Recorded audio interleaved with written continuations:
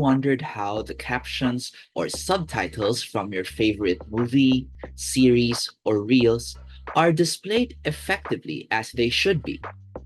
Let's learn about how these are made. Hi, I'm Earl Uy, and let's talk about this for today's early lesson.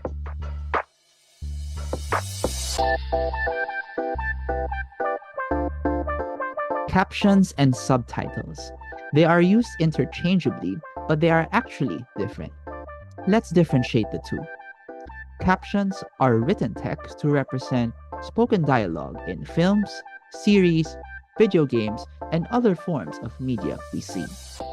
Subtitles are a translation for viewers who don't understand the language being spoken. You can say that subtitles are a form of captioning to translate from one language to another. In our times today, we can't deny its importance. In an article written by Tamara Nelsons for Vanan Services, she enumerates the following. 1. Breaking language barriers. The presence of streaming services shows that our reach for content is wide. So, subtitles help reach content to people in the language they're comfortable with. 2. Assisting the deaf and hard of hearing.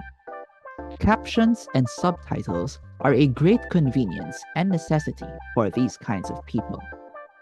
3. Aiding language learning. If you want to learn a new language, this is valuable. There's real-time translation to help you learn new words and the correct pronunciation for the language. And 4. Clarifying dialogue. With accents, background noise, or low dialogue sometimes present in videos, subtitles and captions help clear out what's being said.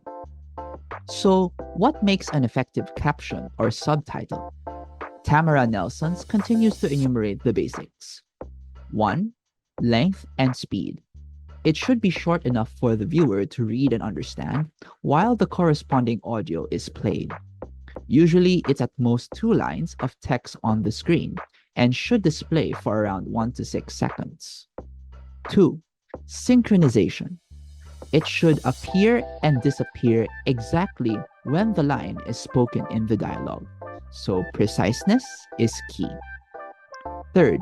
Language and style. It should be written simply and concisely, matching the style and tone of the dialogue. 4. Positioning. It's usually placed at the bottom center of the screen. There are times it's moved to a different position to avoid blocking the key visuals of the scene. And I would like to add 5. Format. It should stand out from the background in a clear font. That's why you'll never see a scripted font as a caption or subtitle, as it makes the text unclear. There are times that a caption or subtitle has punctuations and typefaces that give meaning to the text. There are dashes. Dashes introduce dialogue if there are 2 spoken lines between characters. Ellipses, or the continuous dots, indicate that the dialogue will continue, especially after a camera shot change. Italics indicate that the person speaking is off-screen, for example, a narration or a person speaking on the phone. Creating these captions or subtitles goes through a process. Tamara Nelsons explains further. First is transcription. Spoken dialogue is turned into written text. Second is translation. The transcript is translated into the target language, retaining the essence of the original dialogue, most especially with subtitles. Third is timing and synchronization. All text must be synchronized with the audio, and there are subtitling softwares that help with that. Fourth is editing and proofreading. We review the errors, inconsistencies, and potential improvements in grammar, punctuation, and timing. And lastly, rendering and encoding. Once the written text is finalized, it is rendered onto the video or encoded into a format compatible with the video player.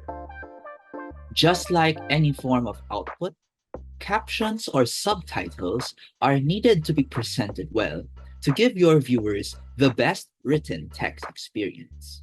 Depending on your audience, every single text matters. And our lesson has ended. I hope you learned something new today. Comment down below if you have any questions. Again, this is Earl Uy for today's early lesson. See you next time.